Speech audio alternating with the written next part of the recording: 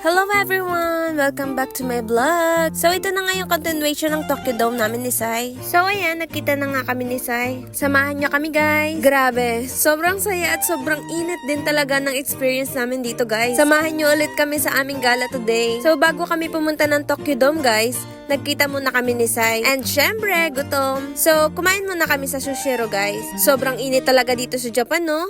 Pawis na kami that time. Tapos pagdating pa namin dito guys, sobrang haba pa talaga ng pila. Bali tanghali na nga pala ng mga time na to, kaya din siguro marami ang tao. Nagantay din kami ng mga 20 minutes dito guys. Dahil nga gusto namin kumain ng sushiro, kaya nagantay talaga kami. Kita nyo naman yung mga pila guys, di ba? At ayun na nga, after 20 minutes, ay sa wakas, tawag na rin yung number namin. Pagkakuha pa lang ng number namin guys, ay dumiretso agad kami dito sa table namin. Talagang gutom na kami ng mga time na to guys.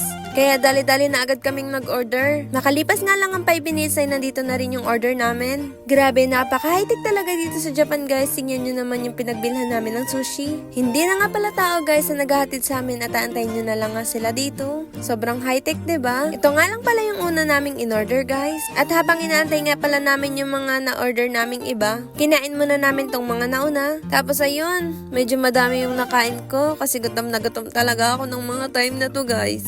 Iba't ibang klase ng sushi yung in-order namin. Salmon, tuna, and shrimp, and everything. Pero sa lahat guys, ito talaga yung pinakagusto ko. Kaya medyo naka-order ako ng mga tatlo nito guys. Kasi I'm not a fan of sushi at all. Hindi naman natahalata sa mga plato namin guys kung gaano kami karami kumain. Let's eat guys!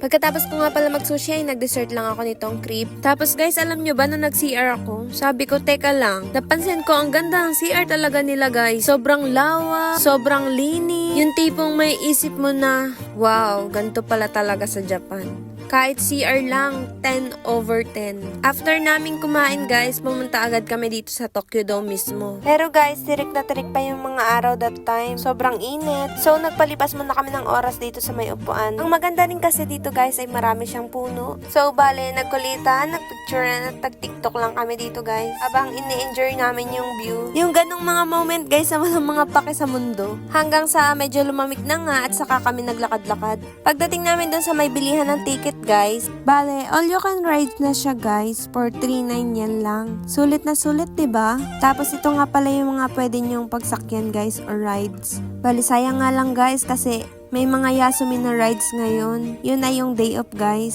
Tapos after mong magbayad, bibigyan ka pala nila guys ng band na isusuot mo sa kamay mo. Tapos pagsasakay ka na, i-scan lang pala nila yun guys. Ang convenient, 'di ba? Kaya yun na lang din talaga yung inabail namin. Tapos bibigyan ka nila ng map kung saan mo pwedeng puntahan yung mga rides.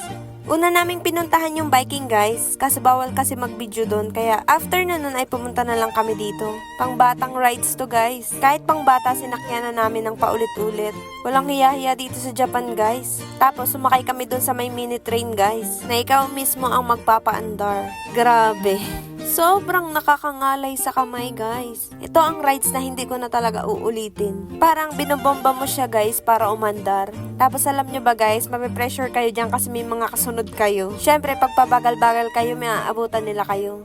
Tapos ito naman ang next kong trinay guys. Nag-ride pala ako ng mini car dito guys. Na kahit pambata, pinatos ko na.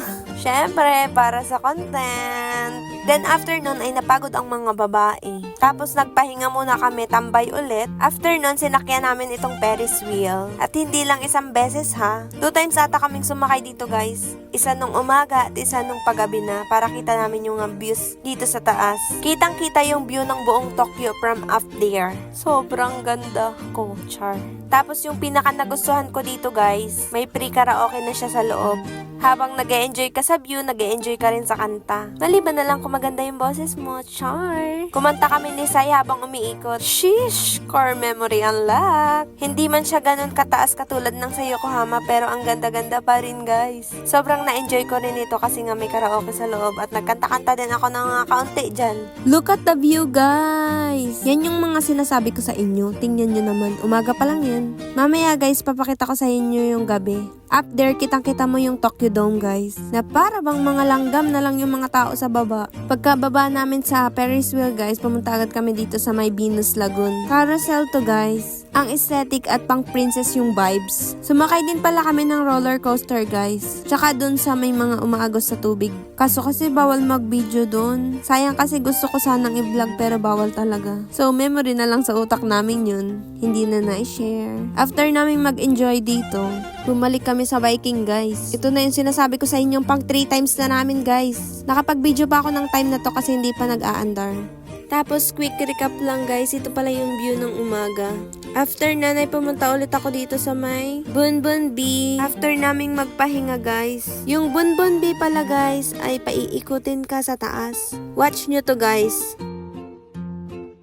Sulit na sulit yung bayad naming 3.9 kasi nakatatlo akong sakay doon. Tas ito naman yung rides na sinundan namin. Feeling ko pambata lang talaga tong rides na to pero tinalo na namin. Wala talaga kami pinapalampas na rides guys. Syempre maaga pa naman at sayang din naman yung mga binayad namin. Kaya nga kami pumunta dito para mag-enjoy. Itong rides nga pala na to ay tinatawag na Happy Draffy. Ang kulit talaga namin no. Parang bata ang kukulit. Feeling ko naging bata ulit talaga kami ni Sai dito.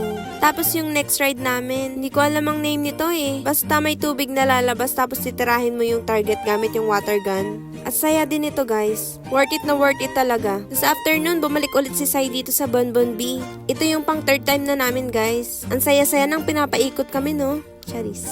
Watch nyo ulit to guys.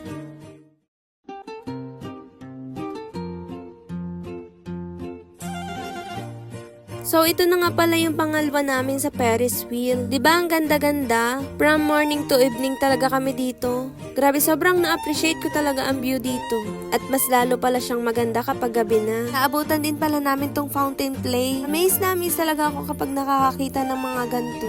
Halos lahat ata ng ride sinakyan namin maliban doon sa mga Yasumi. And ayun, madami pa kaming sinakyan na hindi ko na naisa-isa. Pero overall, sobrang sulit ng araw na to with Sai. From Sushiro to rides to kulitan equals perfect day. Ipupunta kayo ng Tokyo guys, dapat nyo talagang puntahan to. Don't forget to like, comment, and follow. See you on my next vlog. Bye-bye! Otsukare-sama deshita!